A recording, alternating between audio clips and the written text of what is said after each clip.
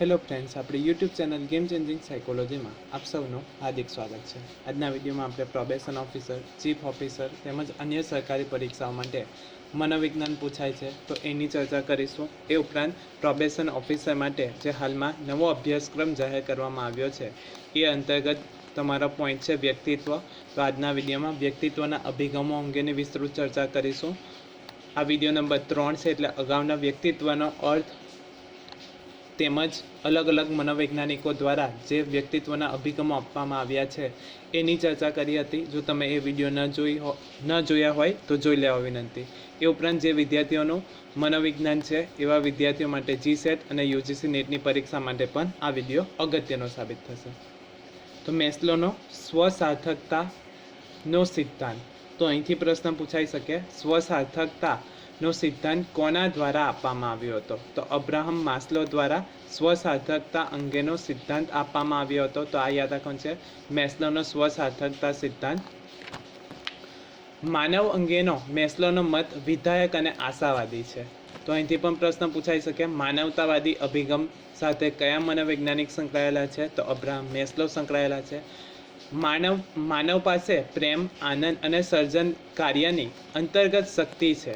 તે પોતાની મહત્તમ શક્તિનો ઉપયોગ કરીને પોતાના જીવનને યોગ્ય ઘાટ આપી તેને સાર્થક બનાવી શકે છે. જગતને વિશે, પોતાને વિશે જે રીતે અભિમુખ બનીને માણસ પોતાનું અને જગતનું પ્રત્યક્ષીકરણ કરે છે અને પોતાની જરૂરિયાતોને જે કક્ષાને ધ્યાન આપીને ત્યાંની પોતાની શક્તિને કામે લગાડે છે તે વડે તેનું વ્યક્તિત્વ સ્પષ્ટ થાય છે. જે માણસ જરૂરિયાતોની શ્રેણીમાંની નીચલી કક્ષાની એટલે કે શારીરિક અને સલામતીની જરૂરિયાતને સંતોષવા રચ્યો પચ્યો રહે છે તેના વ્યક્તિત્વમાં ઉણપની અભિમુખતા સર્જાય છે. એટલે કે મેસ્લો દ્વારા જે જરૂરિયાતનો કોટિક્રમ આપવામાં આવ્યો છે તો નીચેની બે જરૂરિયાત જે છે કઈ તો શારીરિક અને સલામતીની જે જરૂરિયાત છે એ સંતોષવા રચ્યો પચ્યો રહે છે તો તેનાથી પોતાની ભૌતિક ચીજવસ્તુઓ નથી તેને મેળવવાની ફિકરમાં જે ડૂબેલો રહે છે. એટલે કે આપણી ફર્સ્ટ જરૂરિયાત છે શારીરિક જરૂરિયાત અને સલામતીની જરૂરિયાત જ્યાં સુધી નથી મળતી ત્યાં સુધી આપણે ઉપરની જે જરૂરિયાત છે તો એ મેળવી શકતા નથી. તેથી તે પોતાની પાસે જે ભૌતિક ચીજવસ્તુઓ નથી તેને મેળવવાની ફિકરમાં જ ડૂબેલો છે. આથી અવ્યવસ્થિત રીતે વર્તે એવી શક્યતા છે. મેસ્લોએ ઉચ્ચ કક્ષાની ફોર એક્ઝામ્પલ ન્યાય, સારપ, સૌંદર્ય, વ્યવસ્થા કે એકતા માટેની જરૂરિયાત જેવી કે જરૂરિયાતોને એટલે કે મેટા જરૂરિયાતો કહે છે. ઉચ્ચ જરૂરિયાતોને સંતોષવામાં નિષ્ફળ જવાથી માણસનું મન ઉઠી જાય છે અને તે ઉદાસીન અને શક્તિ વક્રદર્શી કે નિસહાયવાદી બની જાય છે. એટલે કે ઉચ્ચ જરૂરિયાતો નથી સંતોષાતી તો વ્યક્તિ ઉદાસ બની જાય છે. તો એ કહેવા માંગે છે. મેસ્લોએ ઘણા સ્વસાર્થક બનેલા માણસોનો અભ્યાસ કર્યો છે અને તેને શોધ્યું છે કે તેઓ પોતાના અનુભવો પ્રત્યે વધારે ખુલ્લું મન રાખતા હતા, પોતાના આંતરિક જગત સાથે સતત તાલ મિલાવતા હતા, સ્વયં સ્ફૂર્ત હતા એટલે કે જાતે કાર્ય પણ કરતા હતા, સ્વાયત્તા, સ્વતંત્ર, ધ્યેયનિષ્ઠ તેમજ લોકોના અને ઘટનાઓના કદરદાન હતા. વળી તેઓ અનુરૂપતાનો સામનો કરતા હતા, કોઈ બહારના ઉપદેશ માટે પ્રતિબદ્ધ હતા. સ્વસાર્થક વ્યક્તિઓ જગતને વધારે ચોકસાઈથી જોઈ શકે છે કેમ કે તેઓ વસ્તુને કોઈ અછતને પૂરી કરવાના સાધન તરીકે પણ જોતા પણ પોતાના સંબંધમાં જુએ છે. જરૂરિયાતની પૂર્તિ ઉપર સાંસ્કૃતિક ઘટકોની પણ અસર થાય છે કે આપણી જે જરૂરિયાત અબ્રાહમ મેસ્લો દ્વારા 5 જરૂરિયાતોનો કોટિક્રમ આપવામાં આવ્યો છે તો એ જરૂરિયાતોની તૃપ્તિ એટલે કે પૂરી કરવા માટે સાંસ્કૃતિક ઘટકોની પણ એની અસર થાય છે. પશ્ચિમી સમાજમાં લોકોનું સામાજિકીકરણ એ રીતે થાય છે જેથી તેઓ જરૂરતોની ભૌતિક તૃપ્તિ ઉપર ધ્યાન કેન્દ્રિત કરી શકે છે. તેથી ત્યાં ઉચ્ચ કક્ષાની જરૂરિયાતો કરતાં નિમ્ન કક્ષાની જરૂરિયાતોને વધારે અગત્યની ગણવામાં આવે છે. સંપૂર્ણ રીતે સ્વસાર્થક બનેલી વ્યક્તિઓ વિરલ હોય છે પણ ઘણા લોકો અમુક મર્યાદિત સમય માટે સ્વસાર્થકતાનો એટલે કે ટોચનો અનુભવ પણ કરે છે. તે વખતે એમને પોતાનું અસ્તિત્વ સમૃદ્ધ અને પરમ આનંદથી ભરેલું લાગે છે કે ઉપરની જે ટોચની જરૂરિયાતો છે તો એ જ્યારે અનુભવ થાય છે ત્યારે તેનું અસ્તિત્વ સમૃદ્ધ અને પરમ આનંદવાળું લાગે છે. આમ માનવવાદી અભિગમ જીવનમાં વિધાયક પાસાની અગત્યતા દર્શાવે છે. ત્યારબાદ અબ્રાહમ મેસ્લોનો પ્રેરણાના શ્રેણીક્રમનો સિદ્ધાંત. તો આ કોષ્ટક જે છે અથવા તો જે જરૂરિયાતનો ક્રમ છે એ ખૂબ જ અગત્યનો છે. અબ્રાહમ મેસ્લોનો પ્રેરણાઓના શ્રેણીક્રમનો સિદ્ધાંત. તો માનવીય પ્રેરણા વિશે વિવિધ દ્રષ્ટિકોણ પ્રવર્તે છે. આ બધા દ્રષ્ટિકોણમાં અબ્રાહમ મેસ્લો દ્વારા અપાયેલ પ્રેરણાના શ્રેણીક્રમનો સિદ્ધાંત વધુ લોકપ્રિય છે. તો અહીંથી પ્રશ્ન પૂછાઈ શકે, પ્રેરણાનો શ્રેણીક્રમનો સિદ્ધાંત કોના દ્વારા આપવામાં આવ્યો છે? તો અબ્રાહમ મેસ્લો દ્વારા આપવામાં આવ્યો છે. આ સુંદર શ્રેણીક્રમ દ્વારા માનવ વર્તનની સમજૂતી આપવા માટે તેમણે પ્રયત્ન કર્યો છે. તો અબ્રાહમ મેસ્લોનો જરૂરિયાતનો શ્રેણીક્રમ. તો સૌપ્રથમ શારીરિક જરૂરિયાતો આવે છે. જ્યારે વ્યક્તિ શારીરિક જરૂરિયાતો સંતોષે છે ત્યારબાદ એની ઉપરની જે જરૂરિયાત છે તો સલામતીની જરૂરિયાત મેળવવા માટે પ્રયત્ન કરે છે. સલામતીની જરૂરિયાત સંતોષે ત્યારબાદ વ્યક્તિ આત્મીયતાની જરૂરિયાતો મેળવવા માટે પ્રયત્ન કરે છે.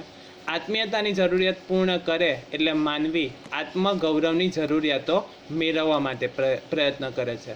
આત્મગૌરવની જરૂરિયાતો મેળવ્યા બાદ અંતિમ જે જરૂરિયાત છે સ્વ આવિષ્કારની જરૂરિયાતો, તો એ મેળવવા પ્રયત્ન કરે છે. તો મોસ્ટલી જે વ્યક્તિ છે તો 98 થી 99% વ્યક્તિ જે છે તો પહેલાં 3 જરૂરિયાત સુધી પહોંચી શકે છે અને અંતિમ જે 2 ટોચની જરૂરિયાત છે તો એ ખૂબ જ ઓછી વ્યક્તિ આત્મગૌરવની જરૂરિયાત અને સ્વ આવિષ્કારની જરૂરિયાત સુધી પહોંચી શકે છે.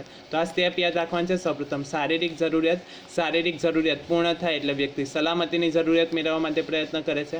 ત્યારબાદ આત્મીયતાની જરૂરિયાત મેળવવા માટે પ્રયત્ન કરે છે. ત્યારબાદ આત્મગૌરવની જરૂરિયાત મેળવવા માટે અને અંતિમ છે સ્વ આવિષ્કારની જરૂરિયાત મેળવવા માટે વ્યક્તિ સતત પ્રયત્ન કરતો રહે છે. શારીરિક જરૂરિયાતોમાં ભૂખ, તરસ, ઊંઘ, આરામ અને જાતીયતાની જરૂરિયાતનો સમાવેશ થાય છે. તો આ યાદ રાખવાનું છે. શારીરિક જરૂરિયાતમાં કઈ કઈ બાબતોનો સમાવેશ થાય છે? તો ભૂખ, તરસ, ઊંઘ, આરામ અને જાતીયતાની જરૂરિયાત જે છે એ શારીરિક જરૂરિયાતમાં આવે છે. જ્યાં સુધી આ જરૂરિયાતનો સંતોષ વ્યક્તિને થતો નથી ત્યાં સુધી વ્યક્તિ અન્ય ઉચ્ચ જરૂરિયાતો પ્રત્યે પ્રવૃત્ત થતો નથી. ફોર એક્ઝામ્પલ લઈએ, શારીરિક જરૂરિયાત વ્યક્તિ ભૂખ, પૂરતા પૈસા નથી અને ભૂખનો સંતોષ નથી મેળવી શકતો તો વ્યક્તિ 4 વ્હીલ યા બાઇક મેળવવા માટે પ્રયત્ન નથી કરતો, તો એ આવી શકે. મોટાભાગના લોકો શારીરિક જરૂરિયાતના સંતોષ બાદ આત્મરક્ષણ મેળવવાનો અથવા તો ભયથી મુક્ત થવાનો વિચાર કરે છે, એટલે કે સલામતીની જરૂરિયાત મેળવવા માટે પ્રયત્ન કરે છે. જ્યારે વ્યક્તિ સલામતીની જરૂરિયાત સંતોષ પામે ત્યારબાદ વ્યક્તિ પ્રેમ મેળવવા અને પ્રેમ કરવાનો એટલે કે આત્મીયતાની જરૂરિયાતનો સંતોષ મેળવવા માટે પ્રયત્ન કરે છે. આ જરૂરિયાતના સંતોષ બાદ વ્યક્તિ સિદ્ધિ કે પ્રતિષ્ઠાનો સંતોષ કેળવી આત્મગૌરવની જરૂરિયાતનો સંતોષ કેળવવા માટે પ્રયત્ન કરે છે. અને આત્મગૌરવની જરૂરિયાતના સંતોષ બાદ વ્યક્તિ પરિપૂર્ણતા પ્રાપ્ત કરવા માટે પ્રયત્ન કરે છે. એમ મેસ્લો તેને સ્વ આવિષ્કરણની જરૂરિયાત તરીકે ઓળખાવે છે. તો આ યાદ રાખવાનું છે સ્ટેપ બાય સ્ટેપ, કે પૂછી શકે કે અબ્રાહમ મેસ્લોના શ્રેણીક્રમમાં નિમ્ન કક્ષાની જરૂરિયાત કઈ છે? તો શારીરિક જરૂરિયાત, ત્યારબાદ સલામતીની જરૂરિયાત, આત્મીયતાની જરૂરિયાત, આત્મગૌરવની જરૂરિયાત અને ટોપ ઉપર આત્મ આવિષ્કીકરણની જરૂરિયાતનો સમાવેશ થાય છે. ત્યારબાદ છે વાર્તનિક અભિગમ. તો અમેરિકન મનોવૈજ્ઞાનિક જે.બી. વોટ્સને મનોવિજ્ઞાનને ફક્ત વર્તનના વિજ્ઞાન તરીકે ઓળખાવ્યું. તો અહીંથી પ્રશ્ન પૂછાઈ શકે, વર્તનવાદી પ્રણેતા કોણ છે? તો જે.બી. વોટ્સનને વર્તનવાદી કહેવામાં આવે છે. વાર્તનિક અભિગમ વસ્તુલક્ષી રીતે નિરીક્ષણ કરી શકાય તેવા વર્તનને સમજવાનો પ્રયત્ન કરે છે. આ અભિગમમાં અનુભવ, ચેતના અને આંતરનિરીક્ષણ પદ્ધતિને સ્થાન નથી. એટલે કે વર્તનનો અભ્યાસ કરવો છે તો જે અનુભવ છે તો અનુભવનો આપણે અભ્યાસ નથી કરી શકતા, એટલે કે વર્તન દ્વારા આપણે જાણી નથી શકતા. ચેતના, આંતરનિરીક્ષણ એટલે શું? વ્યક્તિના મનમાં શું ચાલી રહ્યું છે એને જાતે અભ્યાસ કરવામાં આવે તો એને આંતરનિરીક્ષણ કહેવામાં આવે. તો એને વર્તનવાદી મનોવૈજ્ઞાનિકોએ સ્થાન નથી આપતા. વ્યક્તિના વર્તનને ઉદ્દીપક પ્રત્યેની પ્રતિક્રિયા તરીકે ઓળખાવે છે. આથી અભિગમને ઉદ્દીપક પ્રતિક્રિયા અભિગમ સ્ટિમ્યુલન્સ એન્ડ રિસ્પોન્સ અપ્રોચ કહેવામાં આવે છે. તો આ યાદ રાખવાનું છે. વર્તનવાદી અભિગમ જે છે તો એ કઈ નામે ઓળખાય છે? તો ઉદ્દીપક પ્રતિક્રિયા અભિગમ તરીકે ઓળખાય છે. આ અભિગમ વ્યક્તિમાં વાણી, મુખભાવ, ચેષ્ટાઓ, હલનચલનનો અભ્યાસ કરતો હોવાથી તેને વાર્તનિક અભિગમ કહેવામાં આવે છે. શબ્દ પરથી ખબર પડી જાય, વાર્તનિક એટલે કે વર્તન કરવામાં આવે છે તો એનો અભ્યાસ કરવામાં આવે છે. વ્યક્તિ બોલે છે તો એની બોડી લેંગ્વેજ પરથી, મુખભાવ પરથી, ફેસ પરથી, ચેષ્ટાઓ એટલે કે હલનચલન જે કરે છે અંગ વિન્યાસ દ્વારા, હલનચલનનો અભ્યાસ કરવાથી વાર્તનિક અભિગમ કહેવામાં આવે છે. આ અભિગમમાં વોટસન, સ્કિનર, ગ્રથી, ટોલમેન વગેરે મનોવૈજ્ઞાનિકોનું મહત્વનું પ્રદાન છે. તો આ યાદ રાખવાનું છે. વર્તનવાદી મનોવૈજ્ઞાનિકો કયા કયા છે? તો વોટસન, સ્કિનર, ગ્રથી, ટોલમેન વગેરે મનોવૈજ્ઞાનિકોનું પ્રદાન છે. વાર્તનિક અને સામાજિક શિક્ષણના સિદ્ધાંતો વૈજ્ઞાનિક સંશોધનો પર આધારિત છે, જેથી તે વ્યક્તિત્વના અભ્યાસના સિદ્ધાંતોને શક્તિશાળી બનાવે છે અને પીઠબળ પણ પૂરું પાડે છે. કેટલાક વિવેચકોના મતે લોકો સ્ટાર વોર્સના રોબોટ જેવા હોય છે અને તેઓની વર્તણૂક યંત્રવત હોય છે. વર્તનવાદીઓ વારંવાર જણાવે છે કે બાળકો દયાભાવ, સેવાભાવ, ઉદારતા તથા તોડફોડ કરવાની વૃત્તિ વગેરેને પોતાના વાતાવરણમાંથી શીખે છે. એટલે કે બાળક જે વર્તન કરે છે તો કઈ રીતે કરે છે? તો અનુકરણ દ્વારા, એટલે કે માતા પિતા, ભાઈ બહેન યા કુટુંબના કોઈ સભ્ય દ્વારા વર્તન કરવામાં આવે છે તો એને ધ્યાનમાં રાખીને અનુકરણ દ્વારા એ શીખે છે. વ્યક્તિત્વના વર્તનવાદી સિદ્ધાંતો એ વાત પર ભારપૂર્વક જણાવે છે કે વ્યક્તિત્વ એ માત્ર વર્તનની જુદી જુદી તરેનો સંગ્રહ નથી. વ્યક્તિત્વ એટલે નિરીક્ષણથી શીખેલી બાબતો જે બાળકના વર્તન દ્વારા વ્યક્ત થાય છે. એટલે કે બાળક જે છે એ નિરીક્ષણ જોઈને શીખે છે. બાળકો વડીલો દ્વારા થયેલ વર્તન જુએ છે અને તેને અનુસરવાનો પ્રયત્ન કરે છે. જે મેં તમને કહ્યું એમ કે બાળક જે છે એ અનુકરણ દ્વારા શીખે છે. એટલે કે માતા પિતા, ભાઈ બહેન દ્વારા જે પ્રકારનું વર્તન થતું હોય એ પ્રકારનું વર્તન એ કરે છે.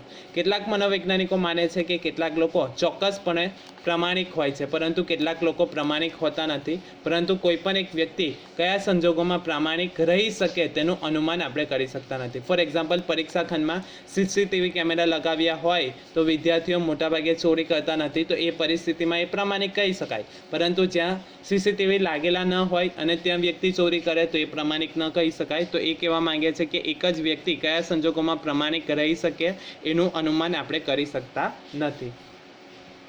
કેટલાક મનોવૈજ્ઞાનિકો માને છે કે કેટલાક ચોક્કસપણે પ્રમાણિત હોય છે, પરંતુ કેટલાક લોકો પ્રમાણિક હોતા નથી. પરંતુ કોઈ એક વ્યક્તિ કયા સંજોગોમાં પ્રમાણિક રહી શકે એનું અનુમાન આપણે કરી શકતા નથી. વ્યક્તિત્વનું માળખું વ્યક્તિની ટેવને લીધે ઘડાય છે. ટેવ 4 તત્વો પર આધારિત છે. તો અહીંથી યાદ રાખવાનું છે, ટેવ કેટલા તત્વો પર આધારિત છે? તો 4 તત્વો. એક તો ઉદ્દીપક હશે તો પ્રતિક્રિયા થશે. ઈરણ એટલે કે જરૂરિયાત અને તે માટેનું કારણ શું છે એના ઉપર આધાર રાખે છે. તો ટેવના 4 તત્વો યાદ રાખવાના છે: ઉદ્દીપક, પ્રતિક્રિયા, ઈરણ અને કારણ. ફોર એક્ઝામ્પલ, ચંદ્રા અને કેદાર બંને ભાઈ બહેન રમકડું રમતા હતા. તે રમકડું મોટા ભાઈ કેદાર તેની નાની બહેન ચંદ્રાના હાથમાંથી ઝૂંટવી લે છે. હવે ચંદ્રા કેવા પ્રકારનું વર્તન કરશે તો એ ડિપેન્ડ કરે છે. ત્યારબાદ છે વર્તનવાદી સિદ્ધાંતની ટીકા અને તેનો જવાબ. તો કેટલાક ટીકાકારોના મતે લોકો સ્ટાર વોર્સના નામની ફિલ્મના R2-D2 જેવા યંત્રના માનવો જેવા હોય છે, પણ ઘણી રીતે વર્તનવાદીઓનું મંતવ્ય આટલું બધું યંત્રવાદી નથી. વારંવાર વર્તનવાદીઓએ દર્શાવ્યું છે કે માયારૂપણું, વિરોધી વર્તન, ઉદારતા કે વિનાશકારકતા જેવા લક્ષણો બાળકોને શીખી શકે છે. એટલે કે બાળકો અનુકરણ દ્વારા શીખી શકે છે. આ બધા લક્ષણો વ્યક્તિત્વ સાથે ગાઢ રીતે સંકળાયેલા હોય છે. વર્તનવાદી વ્યક્તિત્વ સિદ્ધાંત કહે છે કે વ્યક્તિત્વ એ શીખેલી વર્તન તરાઓનો સમૂહ છે. શીખીને મેળવેલા બીજા વર્તનોની જેમ વ્યક્તિત્વ પણ પ્રશિસ્ત અને ક્રિયાત્મક અભિસંધાન, નિરીક્ષણ દ્વારા શિક્ષણ, પ્રબલન, વિલોપન, સામાન્યીકરણ, ભેદબોધન જેવી ક્રિયાઓ વડે શીખીને પ્રાપ્ત થાય છે. તો કઈ રીતે વર્તન કરે છે તો એ યાદ રાખવાનું છે. મેન છે ટેવ 4 તત્વો પર આધારિત છે. એક તો ઉદ્દીપક, પ્રતિક્રિયા, ઈરણ અને કારણ ઉપર આધારિત છે. આશા રાખું છું કે તમને આ વિડીયોમાં સમજ પડી ગયા છે. અને જો તમને આ વિડીયો પસંદ પડ્યો હોય તો વધુમાં વધુ લાઇક કરો, શેર કરો અને અમારી ચેનલને સબસ્ક્રાઈબ કરો. Thank you.